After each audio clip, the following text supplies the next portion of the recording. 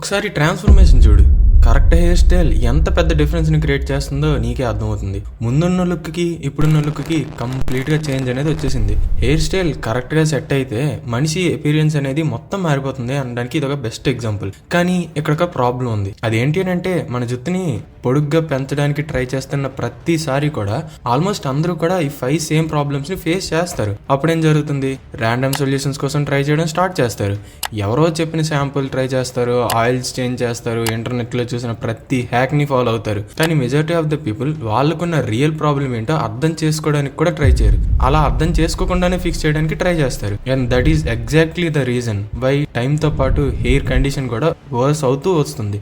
So ఈ వీడియోలో నేను హెయిర్ గ్రోత్ జర్నీలో కామన్ గా జరిగే 5 ప్రాబ్లమ్స్ ని ఇంకా వాటిని కరెక్ట్ వేలో ఎలా ఫిక్స్ చేయాలో ఎక్స్ప్లెయిన్ చేయబోతున్నా, అది కూడా క్లియర్గా. ఇందులో బెస్ట్ పార్ట్ ఏంటంటే సొల్యూషన్స్ అనేవి చాలా సింపుల్గా ఉంటాయి. సో ఇంక ఎక్కువ లేట్ చేయకుండా let's begin. Number 1, thin hair. చాలా మంది థిన్ హెయిర్ ప్రాబ్లం ఉంది అని తెలిసిన వెంటనే నాకు బెటర్ షాంపూ కావాలి అని చెప్పి ఫిక్స్ అయిపోతారు. మార్కెట్లో ఉన్న థిక్నింగ్ షాంపూస్, వాల్యూమైజ్ షాంపూస్ అన్నిటిని ట్రై చేయడం స్టార్ట్ చేస్తారు. కానీ నిజం ఏంటంటే మెజారిటీ ఆఫ్ ద కేసెస్లో ప్రాబ్లం షాంపూ కాదు, రియల్ లైఫ్ స్కాల్ప్కి సరిపోయే బ్లడ్ ఫ్లో అనేది రీచ్ అవ్వకపోవడం వల్ల నీ హెయిర్ అనేది థిన్గా అవుతుందని మర్చిపోతారు. మీ హెయిర్ యొక్క రూట్స్ని ప్లాంట్ యొక్క రూట్స్ లాగా ఇమాజిన్ చేసుకో ఒకసారి. ప్లాంట్స్కి వాటర్ ఇంకా న్యూట్రియంట్స్ సరిగ్గా రీచ్ అవ్వకపోతే బయట నుంచి ఎన్ని ఎక్స్టర్నల్ ఫోర్సెస్ వచ్చినా సరే అది అస్సలు వర్క్ అవ్వదు కదా, అవి వీక్గానే గ్రో అవుతాయి కదా. అదే లాజిక్ అనేది హెయిర్లో కూడా అప్లై అవుతుంది. మీ స్కాల్ప్కి ఆక్సిజన్ ఇంకా న్యూట్రియంట్స్ అనేవి బ్లడ్ ద్వారా సరిగ్గా రీచ్ అవ్వకపోతే హెయిర్ వీక్గా గ్రో అవడం అనేది పక్కా. ఇంకా ఫ్లాట్ గా ఉంటుంది, సాఫ్ట్ గా ఉంటుంది, ఇంకా లైఫ్ లెస్ గా కూడా కనిపిస్తుంది. సింపుల్ గా చెప్పాలంటే చింపురు జుట్టులా కనిపిస్తుంది. అందుకే థిక్నింగ్ షాంపూస్ అనేవి పర్మనెంట్ సొల్యూషన్ ఇవ్వవు. అవి జస్ట్ హెయిర్ అవుటర్ లేయర్ ని కోట్ చేసి 1 గంట 2 గంటల పాటు హెయిర్ ని ఫుల్ గా ఫీల్ అయ్యేలా చేస్తుంది అంతే. కానీ రూట్ లెవెల్ ప్రాబ్లమ్ ని అస్సలు సాల్వ్ చేయవు.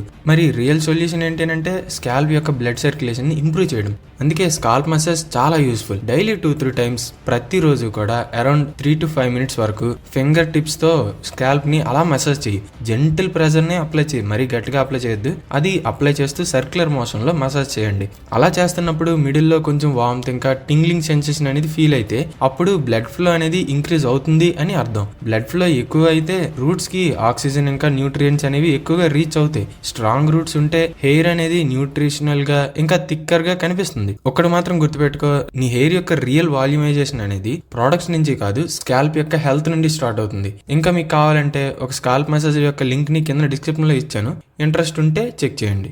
అండ్ అది బిలో 100 రూపీసే ఉంటుంది. సో అది బడ్జెట్ ఫ్రెండ్లీనే. Number 2, dry hair. చాలా మంది డ్రై హెయిర్ ప్రాబ్లం వచ్చినప్పుడు ఇమ్మీడియట్ గా కోకోనట్ ఆయిల్ ని అప్లై చేస్తారు. ఎస్పెషల్ గా కంప్లీట్ గా డ్రై ఉన్న ఆ హెయిర్ మీద ఆయిల్ ని అప్లై చేస్తారు. కానీ ఇక్కడ వాళ్ళు ఇంపార్టెంట్ పాయింట్ ని అర్థం చేసుకోలేకపోతారు. డ్రైనెస్ అనేది ఆయిల్ లేకపోవడం వల్ల కాదు, మాయిశ్చర్ లేకపోవడం వల్ల వస్తుంది. మాయిశ్చర్ అంటే హెయిర్ స్ట్రాండ్స్ లోపల ఉన్న వాటర్. ఆయిల్ మాత్రం హెయిర్ లో ఆల్రెడీ ఉన్న న్యూట్రియంట్స్ ని లాక్ చేయడానికి హెల్ప్ చేస్తుంది. సో నువ్వు కంప్లీట్ గా డ్రై హెయిర్ మీద ఆయిల్ ని అప్లై చేసినా సరే ఆయిల్ జస్ట్ పైన మాత్రమే సెటిల్ అవుతుంది. కొన్ని గంటల వరకు ఆయిల్ అనేది షైనీగా కనిపిస్తుంది, కానీ ఇంటర్నల్ గా హెయిర్ అనేది అలానే ఉండిపోతుంది. అందుకే రఫ్నెస్ ఇంకా ఫ్రిజినెస్ అనేది మళ్ళీ తొందరగా రిటర్న్ అవుతాయి. మరి దీనికి కరెక్ట్ అప్రోచ్ ఏంటంటే హెయిర్ ని వాష్ చేశాక, అంటే తల స్నానం చేసిన తర్వాత హెయిర్ కొంచెం డ్యాంప్ గా ఉంటుంది కదా, మరీ తడిగా కాదు మరీ పొడిగా కాదు, మిడిల్ లో ఉంటుంది కదా తడి పొడిగా. అలా ఉన్న టైంలో ఆయిల్ ని అప్లై చేయాలి. ఎలా చేస్తే హెయిర్ లో ఆల్రెడీ ఉన్న మాయిశ్చర్ ని లాక్ చేస్తుంది. ఇంకా బెటర్ మెథడ్ ఏంటంటే ఫస్ట్ డ్యాంప్ హెయిర్ మీద మాయిశ్చరైజింగ్ సీరమ్ ని అప్లై చెయ్యి. తర్వాత కొంచెం కోకోనట్ ఆయిల్ ని అప్లై చేస్తే ఆ హైడ్రేషన్ అనేది ఆయిల్ సీల్ చేసేస్తుంది. ఎలా చేస్తే హెయిర్ స్టాండ్స్ లోపల వాటర్ అనేది ట్రాప్ అయిపోతుంది అండ్ ఎస్కేప్ అవ్వకుండా ఉంటుంది. దీని రిజల్ట్ సాఫ్టర్ ఇంకా స్మూతర్ హెయిర్ వస్తుంది, అది కూడా ఎక్కువ ఫ్రిజినెస్ లేకుండా. అది అలా కంటిన్యూ చేస్తే ఆ ఫ్రిజినెస్ అనేది పూర్తిగా పోయే ఛాన్స్ కూడా ఉంది. అవేం కాదు అని అనుకుంటే డైరెక్ట్ గా ఎలానో సమ్మర్ కనుక ఒక క్యాప్ ని పెట్టేసుకోండి, హెయిర్ డ్యామేజ్ అవ్వకుండా ఉంటుంది. సింపుల్ రూల్ గుర్తుపెట్టుకోండి, జస్ట్ ఆయిల్ ని యాడ్ చేయడం వల్ల మీ ఫ్రిజినెస్ పోదు, మాయిశ్చర్ ని లాక్ చేయడం కూడా ఇంపార్టెంట్. Number 3, dandruff. చాలా మంది డాండ్రఫ్ ని డ్రై స్కాల్ప్ అని అనుకుంటారు. అందుకే సొల్యూషన్ గా ఎక్కువ ఆయిల్ ని అప్లై చేస్తారు. కానీ మెజారిటీ ఆఫ్ ద కేసెస్ లో డాండ్రఫ్ అనేది రియల్ డ్రైనెస్ యొక్క రీజన్ కాదు. ఎక్సెస్ ఆయిల్ ఇంకా స్కాల్ప్ ని నేచురల్ గా ఉండే ఫంగస్ ని కంబైన్ చేయడం వలన డాండ్రఫ్ అనేది ఇంకా ఎక్కువగా వస్తుంది. ఈ ఫంగస్ నార్మల్ గా అందరి స్కాల్ప్ లో కూడా ఉంటుంది, అది పెద్ద ప్రాబ్లం ఏం కాదు. కానీ స్కాల్ప్ లో ఆయిల్ ఎక్కువగా బిల్డ్ అయితే ఆ ఫంగస్ అనేది ఆయిల్ నే ఫుడ్ గా యూజ్ చేసుకుంటుంది. అంటే మీరు డాండ్రఫ్ ని పోగొట్టుకోవడానికి ఆయిల్ ని అప్లై చేస్తుంటే ఆయిలే మీ డాండ్రఫ్ ని ఇంకా పెంచేస్తుంది అనమాట. అప్పుడు వైట్ ఫ్లాక్స్, ఇచ్చినెస్, ఇరిటేషన్ ఇలాంటివన్నీ స్టార్ట్ అవుతాయి. ఇంకో మిస్టేక్ ఏంటంటే కొంతమంది ఇంకా ఎక్కువగా ఆయిల్ ని అప్లై చేస్తారు. అలా చేసి ఫంగస్ కి ఇంకా ఫుడ్ ని ప్రొవైడ్ చేస్తారు. లేదా కొంతమంది డైలీ షాంపూని పెట్టడం స్టార్ట్ చేస్తారు. ప్రతిరోజు మీ స్కాల్ప్ ని అలా వాష్ చేస్తూ ఉంటే నేచురల్ ఆయిల్స్ అనేవి ఆటోమేటిక్ గా స్ట్రిప్ ఆఫ్ అయిపోతాయి, అంటే వెళ్ళిపోతాయి. అప్పుడు స్కాల్ప్ ని కాంపోజిట్ చేయడానికి ఇంకా ఎక్కువ ఆయిల్ అనేది మీ బాడీ ప్రొడ్యూస్ చేస్తుంది. అప్పుడు సైకిల్ మళ్ళీ రిపీట్ అవుతుంది. ఎక్కువ ఆయిల్ ప్రొడ్యూస్ అవుతుంది, ఎక్కువ ఫంగస్ వస్తుంది. ఎక్కువ ఫంగస్ వస్తే ఎక్కువ డాండ్రఫ్ వస్తుంది.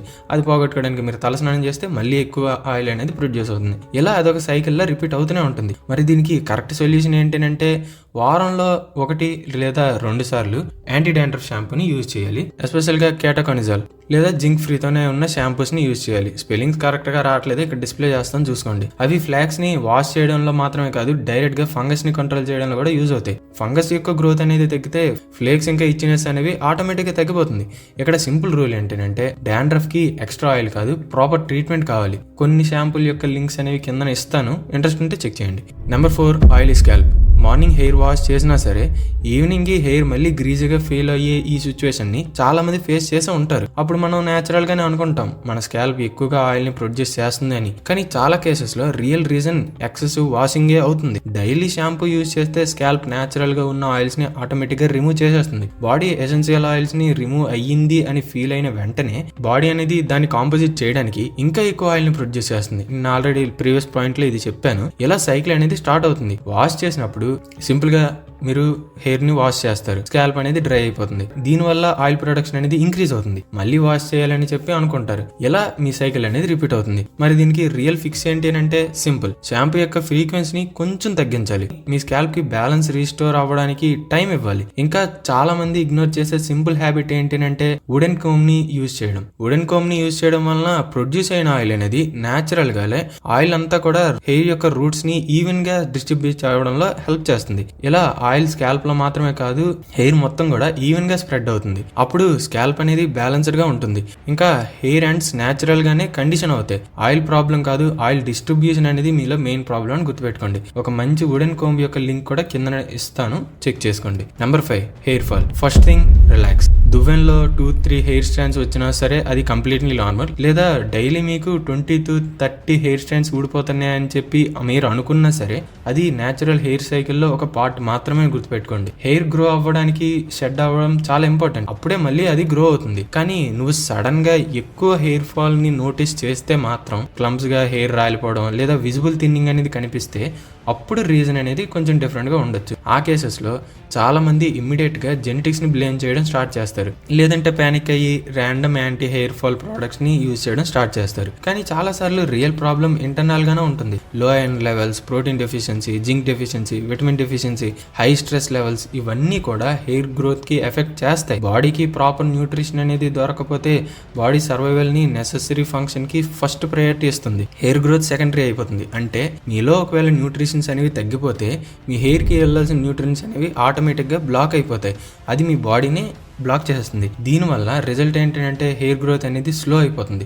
ఇంకా షెడ్డింగ్ కూడా ఇంక్రీజ్ అవుతుంది. మరి దీనికి కరెక్ట్ సొల్యూషన్ ఏంటంటే నీ బాడీని లోపల నుండి సపోర్ట్ చేయడం. మంచి క్వాలిటీ హెయిర్ మల్టీ న్యూట్రియంట్స్ ని కన్సిడర్ చేయొచ్చు. బయోటిన్, జింక్, ఫోలిక్ యాసిడ్ ఇలాంటి న్యూట్రియంట్స్ ఉన్న సప్లిమెంట్స్, హార్మోనల్ థిన్నింగ్ ఉంటే DHT బ్లాకర్స్ కూడా హెల్ప్ అవుతాయి. కానీ మోస్ట్ ఇంపార్టెంట్ థింగ్ ఏంటంటే డైలీ ఎనఫ్ ప్రోటీన్ ఇంటేక్ ఉండాలి. ఎందుకంటే హెయిర్ మెయిన్ గా ప్రోటీన్ తో ఫామ్ అవుతుంది. బాడీకి కరెక్ట్ న్యూట్రియంట్స్ దొరికితే హెయిర్ గ్రోత్ అనేది నేచురల్ గానే ఇంప్రూవ్ అవుతుంది. సో ఇవి లాంగ్ హెయిర్ గ్రో చేసేటప్పుడు మీరు చేసే 5 కామన్ ప్రాబ్లమ్స్, ఇంకా వాటి యొక్క రియల్ సొల్యూషన్స్. కానీ ఇక్కడ ఒక ఇంపార్టెంట్ పాయింట్ గుర్తుపెట్టుకోవాలి. ఈ ప్రాసెస్ లో చాలా మంది బద్దకిస్తారు కాబట్టి ఫెయిల్ అవ్వరు, స్ట్రక్చర్ లేకపోవడం వల్ల ఫెయిల్ అవుతారు. అదే రూల్ అనేది హెయిర్ కేర్ లో కూడా అప్లై అవుతుంది. Random products, random advisors permanent solution ఇవ్వవు. నేను పెట్టే లింక్స్ ని కూడా మీరు యూజ్ చేస్తే కరెక్ట్ సొల్యూషన్స్ వస్తాయని గ్యారంటీ లేదు. ఒకవేళ మీకు తెలుసుంటే మీరు ఖచ్చితంగా మీకు తెలిసిన ప్రొడక్ట్స్ ని యూజ్ చేయండి. లేదు నాకు వేరే ఆల్టర్నేటివ్ లేదని అంటేనే నేను చెప్పిన ప్రోడక్ట్ని కొనుక్కోండి. మరి దీనికి ఫుల్ సిస్టమ్ కావాలంటే ఈ వీడియోలో నువ్వు చూసింది జస్ట్ ఒక చిన్న పార్ట్ మాత్రమే. నేను బిల్డ్ చేయబోతున్న పెద్ద ట్రాన్స్ఫర్మేషన్ బ్లూ ప్రింట్లో ఒక చిన్న piece. Very soon complete structure transformation plan అనేది డ్రాప్ చేయబోతున్నాను. అంటే అదేదో గెస్ చేసి వర్క్ చేయడం కాదు, లేదా హ్యాక్స్ కూడా కాదు, real system. So be ready.